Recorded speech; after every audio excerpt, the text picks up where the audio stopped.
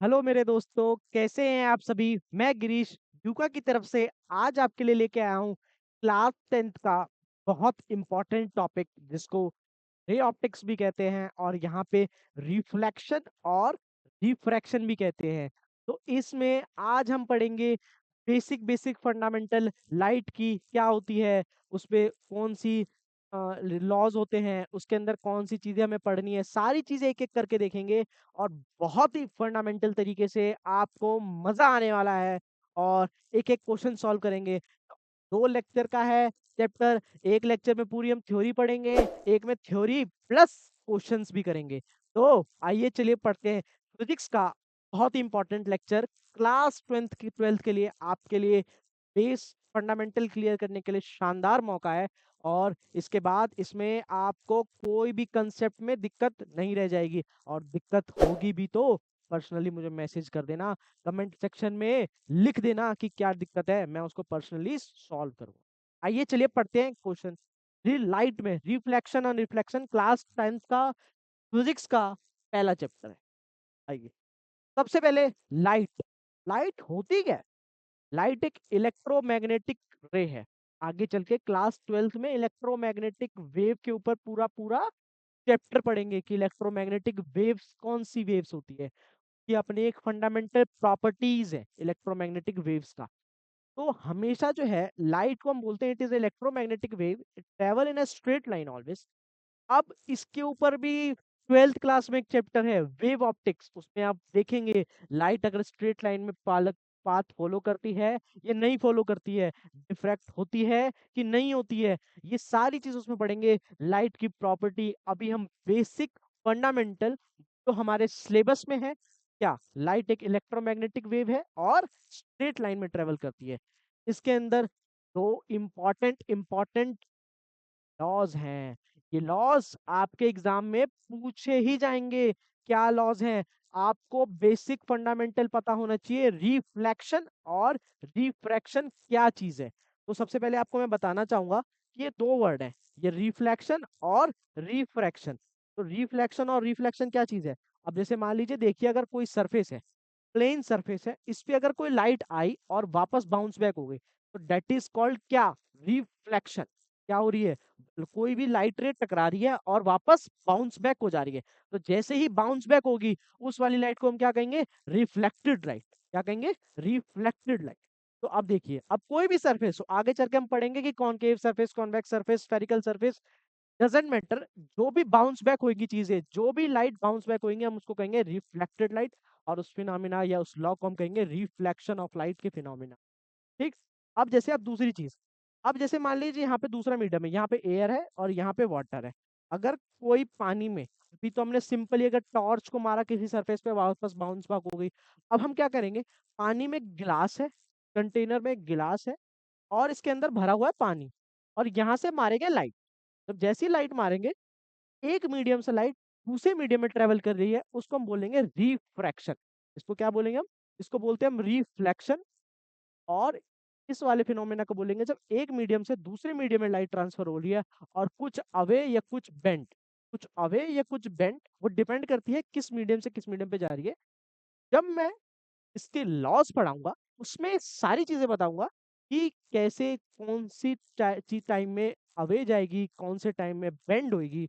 अभी आप पढ़ना है बस, जब एक मीडियम से दूसरे मीडियम में लाइट आ रही है तो इस केस में हमेशा रिफ्रैक्शन होगा, और इसके लिए मीडियम सेम होना चाहिए और बाउंस बैक होनी चाहिए, इसको हम कहेंगे रिफ्लेक्शन।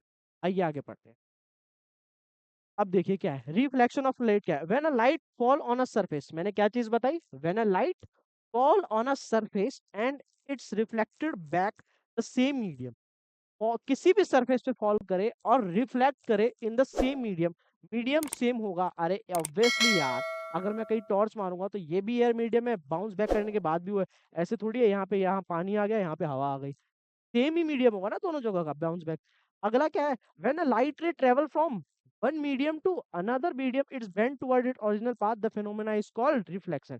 यहाँ पे बेंड, यहाँ पे बोल दिया है one medium to bend from its original path. हमेशा ये नहीं बताया कि बेंड किधर होगी, पर बेंड होगी, ये नेसेसरी कंडीशन है कि रिफ्रैक्शन के अंदर जब एक मीडियम से लाइट दूसरे मीडियम में जा रही हो, तब हमेशा हमेशा लाइट बेंड करेगी, बेंड करेगी। इसमें यहाँ पे आप चाहो तो डायग्राम बना सकते हो, ये एयर है, ये वाटर है, जब यहाँ से जाएगी लाइट तो हमेशा बेंड करेगी, और इस वाले केस में रिफ्लेक्टेड करेगी। तो दोनों फंडामेंटल आप समझ गए कि रिफ्लेक्शन क्या होता है, रिफ्रैक्शन क्या होता है। कोई भी दिक्कत शायद नहीं होगी। आओ आगे पर। अब देखो कुछ कुछ फंडामेंटल चीजें। क्या फंडामेंटल चीजें? क्या इंसिडेंट रे क्या होती है, रिफ्लेक्टेड रे क्या होती है, नॉर्मल क्या होती है, एंगल ऑफ इंसिडेंस क्या होता है। मैं आपको खुद ही पहले सारी चीजें बता देता हूँ।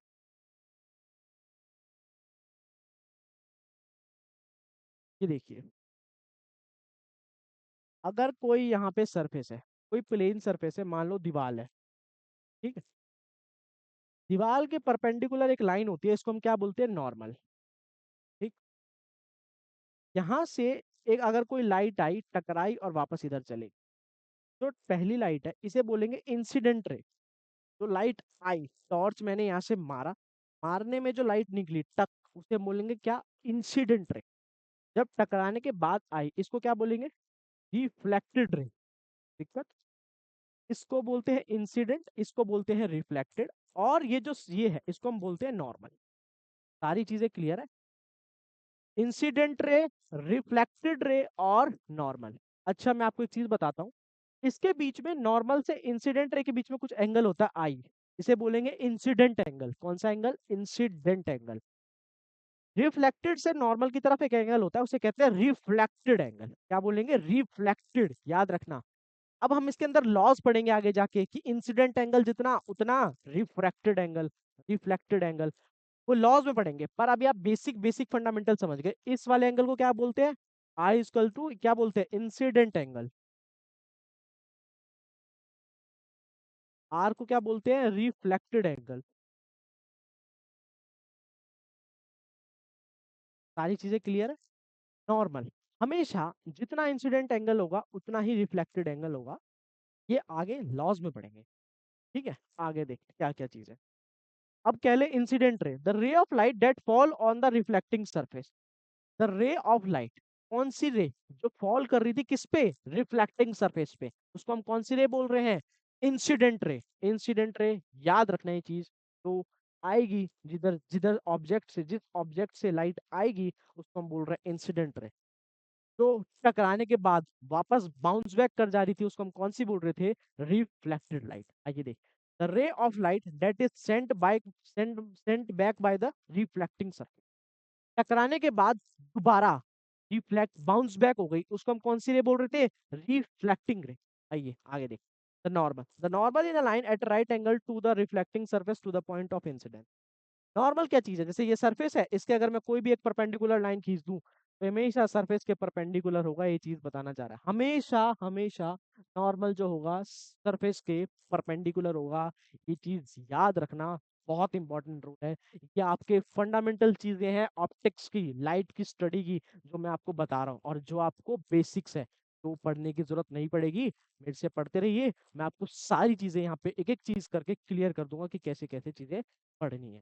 आइए, अगला angle of integer, it is the angle of made by the incident ray and the normal. मैंने आपको बताया इंसिडेंस एंगल क्या होता है। अगर मान लो ये लाइट है, यहाँ से आई, इधर इंसिडेंट रे, इधर जो नॉर्मल के साथ जो पहला एंगल बना रही थी, कौन सा? नॉर्मल के साथ जो पहला एंगल बना रही थी वो कौन सा था? नॉर्मल के साथ जो पहला एंगल बना रही थी कौन सा? Incident angle. और जो टकराने के बाद रिफ्लेक्टेड ले बाउंस बैक हो गई, उसके साथ जो नॉर्मल के साथ जो एंगल बना रहा था वो कौन सा? Reflected angle. याद रखना बच्चों, याद रखना क्या क्या एंगल है, इंसिडेंट एंगल, रिफ्लेक्टेड एंगल। आगे बढ़ते हैं। देखिए अगला क्या था? एंगल ऑफ इंसिडेंस, वही नॉर्मल के साथ जो बनाया। अब देखिए, एंगल ऑफ रिफ्लेक्शन, वही it is the angle made by the reflected ray and the normal. वही रिफ्लेक्टेड रे और नॉर्मल के बीच में जो भी एंगल था, चाहे एक्स वाई जेड जो भी एंगल हो, उसे हम कौन सा एंगल बोलेंगे? Reflected angle. याद रखिएगा बच्चों ये चीज, रिफ्लेक्टेड एंगल। ऑब्जेक्ट, ऑब्जेक्ट क्या चीज? जैसे मान लो मैं टॉर्च से लाइट मारता हूँ, तो टॉर्च मेरे लिए एक ऑब्जेक्ट है, उसमें से लाइट निकल रही है और उससे एक इमेज बन रही है। कहां पर? स्क्रीन के ऊपर। देखो, it is the thing that form on image on the screen. It is the thing that forms an image on the screen. Image कहाँ बन रही है? हमेशा हमेशा स्क्रीन पे बनेगी। अगर स्क्रीन के अलावा कहीं और बनेगी तो वाले केस मैं आपको समझाऊंगा इसी लेक्चर में। आगे क्या image, it is the reflection of the object on the screen. Image है क्या अभी केस में? इंसिडेंट रेट राइट पड़ी और रिफ्लेक्टेड बाउंस हो गई, तो जो रिफ्लेक्टेड के बाद स्क्रीन पे जो पड़ी और रिफ्लेक्शन, उससे जो इमेज बनी उसको हम बोल रहे हैं उससे जो हमें दिखाई पड़ रहा है उसको हम क्या बोल रहे हैं? इमेज। इमेज याद रखना है। आगे virtual image, image that can not be obtained on a screen. इसे हम बोलेंगे कौन सा? जो चीज हमें स्क्रीन पे नहीं दिखाई दे रही है, इसे हम क्या बोलेंगे? Virtual image. ये कहाँ बनती है? On the surface where image is form, a surface where image that can not be obtained on a screen. ये हमें कभी भी जो वर्चुअल इमेज होगी वो स्क्रीन पे नहीं बनती है, नहीं बनती है। याद रखना ये चीज को। और जो रियल इमेज है, रियल इमेज हमेशा हमेशा स्क्रीन पे बनेगी। वो टाइप की इमेज आपके देखना पड़ेगा। अभी जब मैं इमेज फॉर्मेशन पढ़ाऊंगा ना, तो वहां पे आप देखना, तो डायरेक्टली दो रे मिलके बन जाएगी, स्क्रीन पे दिख जाएगी, उसको हम बोलेंगे रियल। और जो एजम्प्ट करेंगे कि ये स्क्रीन पे ऐसे टाइप की बनेगी, उसको हम क्या बोलेंगे? Virtual image. वर्चुअल इमेज याद रखना जब मैं आपको ऑप्टिक्स में पढ़ाऊंगा। एक और चीज, ऑप्टिक्स में आपको रे डायग्राम्स बनाने बहुत अच्छे से आने चाहिए, और उसकी गारंटी लेता हूं मैं। आपको एक एक ऑप्टिक्स के डायग्राम आपको याद करने की जरूरत नहीं पड़ेगी, आप खुद पे खुद बना लेंगे। उसके कुछ रूल्स हैं, वो आपको सारे रूल्स में बताऊंगा, और आप इजीली सारे रे डायग्राम बना लेंगे। बस उसके ऑब्जेक्ट याद रखना, और मैं कैसे एक्सप्लेन कर रहा हूं उन चीजों को उस पर गौर करते रहना, फिर मैं सारी चीजें आपको सिखा दूंगा। आइए चलिए करते हैं आगे। आगे रियल इमेज जो स्क्रीन पे फॉर्म हो। अगला अब पढ़ते हैं लॉज ऑफ रिफ्लेक्शन। इसके अंदर कुछ लॉज है, मैं इसको पहले समझाना चाहता हूँ।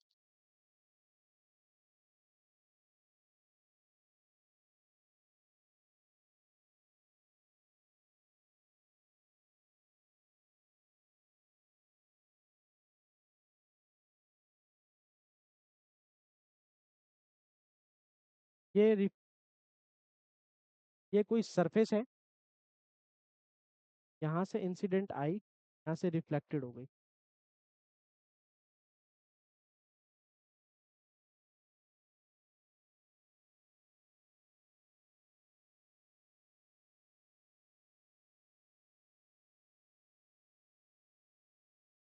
देखिए पहला लॉ क्या है, जो इंसिडेंट एंगल है, एंगल आई है, वो एंगल आर के इक्वल है। इंसिडेंट एंगल रिफ्लेक्टेड एंगल के हमेशा इक्वल होगा। अगर डेट सपोज, अगर ये 45 डिग्री पे वो इंसिडेंट हो रहा है, तो जो रिफ्लेक्टेड होगा वो भी 45 डिग्री से ही बाउंस बैक होएगा। पहला रूल, पहला रूल, पहला रूल गाने से याद कर ले। जितने डिग्री पे इंसिडेंट एंगल जाएगा, उतने ही रिफ्लेक्टेड रे पे बाउंस बैक हो जाएगा। तो रोल रूल क्या कहता है? ये रिफ्लेक्शन का रूल है, रिफ्लेक्शन का। याद रखना, जितने पे इंसिडेंट एंगल गिरेगा, उतने ही बाउंस बैक उतने ही रिफ्लेक्टेड एंगल से हो जाएगा। कोई दिक्कत वाली बात नहीं है। तो पहला रूल क्लियर। अगर 45 डिग्री पे गिरेगा तो 45 डिग्री से ही बाउंस बैक हो जाएगा, मतलब इंसिडेंट एंगल जितना उतना ही रिफ्लेक्टेड एंगल। ये नेसेसरी कंडीशन है, होएगी ही होएगी, रिफ्लेक्शन के अंदर होगी ही होगी। ये चीज याद रखना आप सभी लोग। अगला दूसरा, ये इंसिडेंट एंगल था, ये इंसिडेंट रे था, ये रिफ्लेक्टेड रे था, और ये नॉर्मल था। दूसरा यही कहता है कि incident ray, reflected ray, normal, all lie in same plane.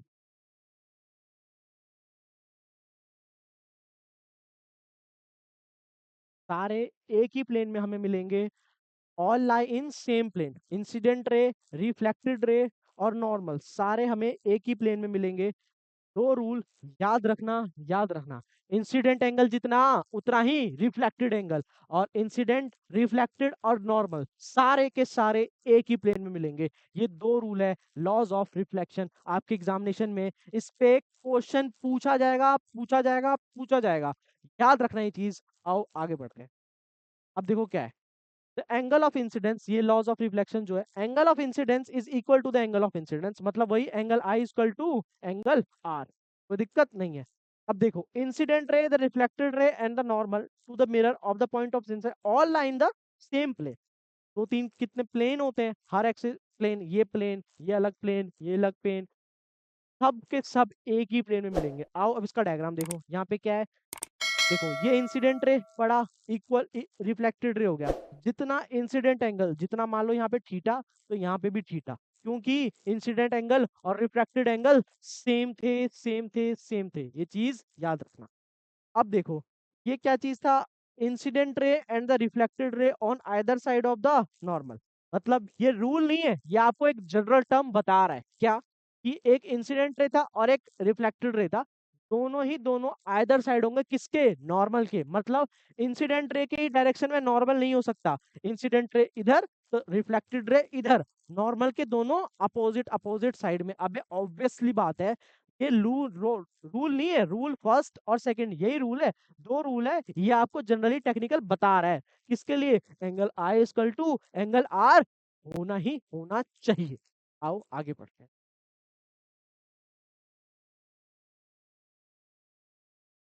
अच्छा, अब property of image formation by plane mirror. Property देखते हैं क्या क्या प्रॉपर्टी होनी चाहिए प्लेन मिरर में इमेज फॉर्मेशन। वर्चुअल इमेज हमेशा या तो वर्चुअल होगी या तो इरेक्ट होगी, और दूसरा सेम साइज होगी एज ऑब्जेक्ट के। याद रखना ये चीज, ये तो वर्चुअल होगी या तो इरेक्ट होगी, सेम साइज होगी जितनी ऑब्जेक्ट की। मतलब ऑब्जेक्ट अगर 5 सेंटीमीटर का है तो 5 सेंटीमीटर की ही इमेज बनेगी। याद रखना, याद रखना हमेशा, किसके लिए, प्लेन मिरर के लिए। अभी भी मैं कोई स्फेरिकल मिरर का केस नहीं लाया। मेरे वर्डिंग्स पे ध्यान देना, मेरे फंडामेंटल उस पे वर्ड पे याद रखना, क्योंकि मैं क्या बोल रहा हूँ। कभी मैं स्फेरिकल मिरर बोलूंगा, कभी मैं कॉन्वेक्स मिरर बोलूंगा, कभी मैं कॉनकेव मिरर बोल रहा हूँ, पर अभी मैं वहां पे गया नहीं हूँ, जिसकी वजह से सिर्फ और सिर्फ मैं क्या बोल रहा हूँ, प्लेन मिरर। प्लेन प्लेन देखा है, प्लेन जिसमें सीधी आपको शक्ल दिखे, आप जितने हैं उतना ही दिखेगा। कुछ कुछ मिरर ऐसे होते हैं जितने हैं उतने दिखते नहीं है, या तो छोटे दिखेंगे या तो बड़े दिखेंगे। याद रखिएगा ये चीज। अब देखिए, as the same distance from the mirror as the object in front of it. जितना डिस्टेंस यहाँ से, मतलब अभी तो ये था कि जितना साइज 5 सेंटीमीटर का अगर होगा ऑब्जेक्ट, तो 5 सेंटीमीटर की ही इमेज बनेगी। अब ये कह रहा है, जैसे मान लो यहाँ पे कोई प्लेन मिरर है, ठीक है, यहाँ पे कोई बंदा खड़ा है, तो ये बंदा जितने 5 सेंटीमीटर का होगा तो यहाँ पे भी 5 सेंटीमीटर का ही बंदा दिखेगा।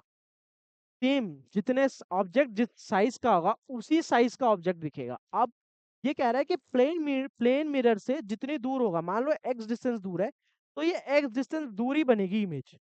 याद रखना ये चीज, एक्स डिस्टेंस दूर है, जितनी दूर प्लेन मिरर से ऑब्जेक्ट रखा होगा उतनी ही दूर प्लेन मिरर से इमेज भी बनेगी। ये चीज याद रखना, याद रखना, याद रखना।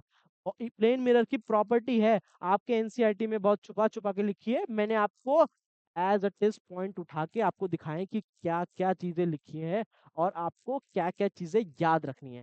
क्योंकि याद रखना इस चैप्टर में साइन कन्वेंशन बहुत ही ज्यादा जरूरी है। ठीक।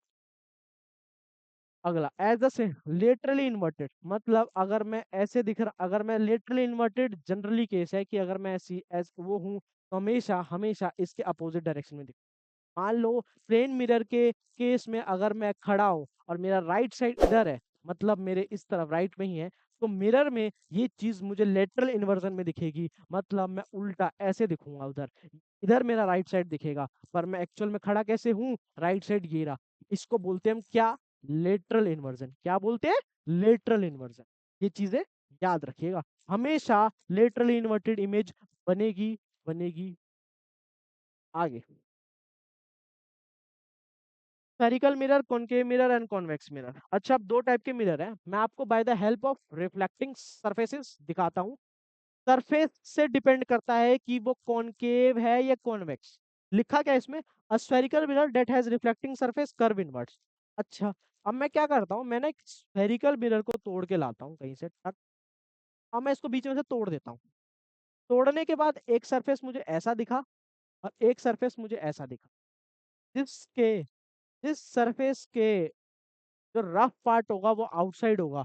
हमेशा हमेशा याद रखना, जिस सरफेस के जिसका रफ सरफेस हमेशा आउटसाइड होगा उसको हम बोलेंगे कनकेव सरफेस, और जो स्मूथ पार्ट होगा वो इनसाइड होगा, इसको हम उसको बोलेंगे हम दो, याद रखना। जो आउटसाइड वाला पोर्शन है वो रफ होगा, और जो बल्जी बल्जी आउटसाइड मतलब जो बल्जी पार्ट है वो रफ होगा, और जो स्मूथ पार्ट है वो अंदर की तरफ होगा, मतलब ऐसे अंदर अंदर डोम शेप्ड होगा, ऐसे ऐसे टाइप। बाहर वाला रफ, अंदर वाला प्लेन। अब जब ये कौन कॉन्वेक्स सरफेस है, इसके क्या होगा, इसके जो अंदर वाला सरफेस है, इसके जो अंदर वाला सरफेस है वो होगा रफ। अंदर वाला सरफेस क्या होगा, रफ। इसको हम क्या कहेंगे, कॉनकेव, कॉन्वेक्स। इसको हम बोलते हैं कॉन्वेक्स, कॉनकेव मिरर, इसको हम बोलते हैं कॉन्वेक्स मिरर। क्या चीज रखना, जो ऐसे एक ऐसे बनाओ हाथ वो बच्चों, और जो बाहर वाला पार्ट है, जो ये वाला पार्ट है, अगर ये रफ हुआ और ये वाला अगर रिफ्लेक्टिंग हुआ तो इसे क्या बोलेंगे, कॉन्वेक्स मिरर। अगर अब इस हाथ को ऐसे कर दूं, अब ये वाला पार्ट अगर रफ हो गया और ये वाला रिफ्लेक्टिंग हो गया, इसको हम क्या बोलेंगे, कॉनकेव। दोनों अलग अलग चीज है। रफ सरफेस पे डिपेंड करता है कि वो कॉनकेव है या कॉन्वेक्स। याद रखना ये चीज, रफ सरफेस पे डिपेंड करता है कि वो कॉनकेव है या कॉन्वेक्स है। ठीक, कोई दिक्कत नहीं है। अब क्या चीज कह रहा है, a spherical mirror that has it a reflecting surface curve inward. वही चीज कि अब अगर मैं कोई भी रिफ्लेक्टिंग सरफेस है जिस दर से रिफ्लेक्ट करेगी लाइट, वो हमेशा इनवर्ड होगी, कर्व होगी हमेशा इनवर्ड में। किसके लिए, कॉनकेव मिरर के लिए। किसके लिए, कॉनकेव मिरर के लिए। अब अगर रिफ्लेक्टिंग सरफेस कर्व्ड आउटवर्ड, मतलब अगर कोई भी लाइट यहाँ टकरा रही है बाहर की तरफ और ये आउटवर्ड है, इसको हम कौन सा सरफेस बोल रहे हैं, कॉन्वेक्स मिरर। कौन सा मिरर, कॉन्वेक्स मिरर। देखिए क्या लिखा हुआ है, a spherical mirror that has it reflecting surface curve outward. उसमें क्या था, कर्व इनवर्ड, मतलब कोई भी रिफ्लेक्टिंग सरफेस थी इधर अंदर की तरफ टकरा रही थी। अब कोई भी सरफेस है किधर, बाहर की तरफ टकरा रही है। ये चीज बच्चों याद रखिएगा कि रफ सरफेस पे डिपेंड करता है कि कॉन्वेक्स मिरर है कि कॉनकेव मिरर है। ये चीज याद रखिएगा। अगला, there are some important terms to be explain first in term. Centre of curvature क्या है, फोकस क्या है, प्रिंसिपल एक्सिस क्या है, पोल क्या है, फोकल क्या है, रेडियस। मैं आपको सारी चीजें बता, ये रहा स्फेरिकल मिरर, इसको मैंने काट दिया। काटने के बाद मुझे ये चीजें मिली। अब मैं पहले आपको समझा देता हूँ काटने के बाद हुआ क्या क्या। काटने के बाद ये वाला, अभी मैं कॉनकेव सरफेस की बात कर रहा हूँ।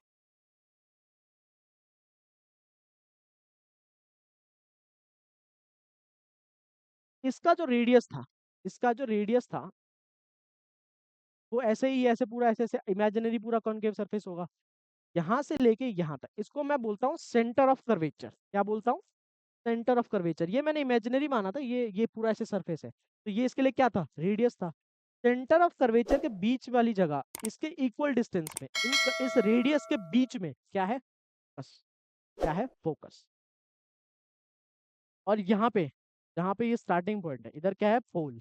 याद रखिएगा, ये है कर्वेचर,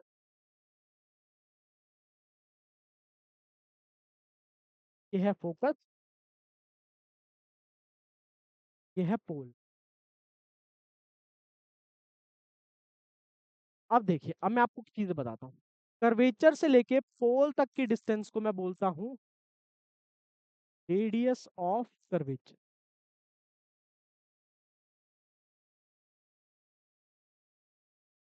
फोकस से लेके पोल तक की डिस्टेंस को मैं बोलता हूँ फोकल लेंथ।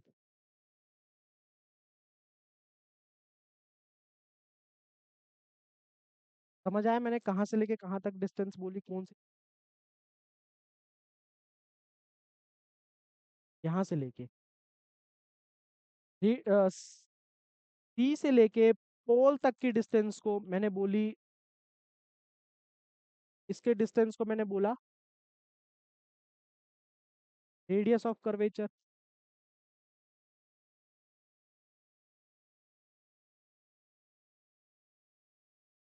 फोकस से लेके पोल तक की डिस्टेंस को मैंने बोला फोकल लेंथ।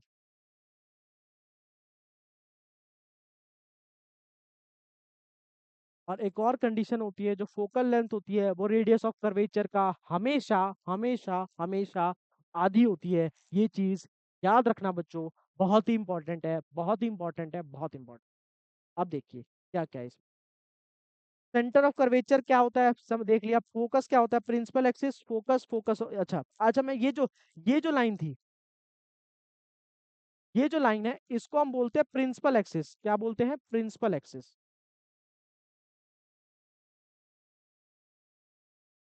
ये देख लिया आपने क्या क्या चीज में किसको प्रिंसिपल एक्सिस बोलता हूँ। जो लाइट गई, जो लाइट नॉर्मल है, जो रिफ्लेक्टिंग सरफेस के नॉर्मल है, उसको हम क्या बोल रहे हैं, प्रिंसिपल एक्सिस। हमेशा हमेशा याद रखिएगा ये चीज। आगे, अब देखिए सेंटर ऑफ कर्वेचर क्या चीज है। It is the centre, it is the centre of the sphere of which mirror is a part. हमेशा हमेशा मैंने आपको क्या बताया, जो रेडियस का जो बल्ज वाला पोर्शन था, जैसे ये था, इसका क्या था, यहाँ से रेडियस था, यहाँ पे इस वाले मीन पार्ट को, जहां से रिफ्लेक्टिंग सर्फेस स्टार्ट हुई है, जहां से सेंटर से, उसको हम क्या बोल रहे हैं, centre of curvature. Radius of curvature क्या है, it is the radius of the sphere which the mirror is a part. Radius of curvature वहां से लेके वहां तक की डिस्टेंस है, डिस्टेंस है, डिस्टेंस है। पोल क्या, it is the centre of the spherical mirror. Spherical mirror का जो सेंटर होता है, सेंटर वाला पार्ट, उसको हम क्या बोलते हैं, पोल। प्रिंसिपल एक्सिस क्या है, it is the straight line passing through the centre of the curvature of the pole. Centre of curvature से कोई भी स्ट्रेट लाइन ऐसे पाथ जाएगी, कोई भी स्ट्रेट लाइन अगर कोई ऐसे पाथ जाएगी, उसको हम क्या बोल रहे हैं, प्रिंसिपल एक्सिस। याद रखिएगा ये चीज। आगे, यही चीज देखो, आपको डायग्रामेटिकली रिप्रेजेंट करके दिखाया हुआ है कि क्या सेंटर ऑफ कोई भी स्फेरिकल मिरर है, उसको काटा, इसके बीच वाले पोर्शन को क्या है, सेंटर ऑफ स्फेयर। क्या बोलते हैं हम इसको, सेंटर ऑफ कर्वेचर। देखिए यहाँ भी यही थीम है। यहाँ पे क्या कॉन्वेक्स सरफेस काटा गया है, यहाँ पे क्या कॉनकेव सरफेस काटा गया है। काटा किससे है, दोनों उसी चीज से काटा है, किससे, एक स्फेरिकल मिरर से। तो बच्चों ये चीज याद रखिएगा। तो अभी हमने बेसिक बेसिक इस चैप्टर में, इसमें फंडामेंटल चीजें पढ़ी कि क्या होती है सेंटर ऑफ कर्वेचर, क्या होता है रेडियस ऑफ कर्वेचर, क्या होता है पोल, क्या होता है प्रिंसिपल एक्सिस। हमने बेसिक बेसिक सारे टेक्निकल टर्म पढ़ी, लॉज ऑफ रिफ्लेक्शन पढ़ा, और हमने देखा रिफ्लेक्शन क्या होता है, रिफ्रैक्शन क्या होता है, ये सारी चीजें हमने देखी है। तो इसके साथ साथ हमने आगे हम पढ़ेंगे कि प्रिंसिपल एक्सिस, पोल, कर्वेचर और फोकस, इनसे हम इमेज की फॉर्मेशन कैसे करें किसी भी कॉनकेव सरफेस में या कॉन्वेक्स सरफेस में। तो नेक्स्ट क्लास में हम कॉन्वेक्स सरफेस या कॉनकेव सरफेस में इमेज की फॉर्मेशन कैसे होती है वो देखेंगे, और उसके फॉर्मूले ये देखेंगे। और बेसिक बेसिक जितनी भी चीजें हैं जिससे हमारे क्वेश्चन या रे डायग्राम बनेंगे, वो मैं आपको सारी चीजें बताऊंगा। तो पढ़ते रहिए बच्चों, मिलते हैं नेक्स्ट लेक्चर में। All the very best, thank you so much.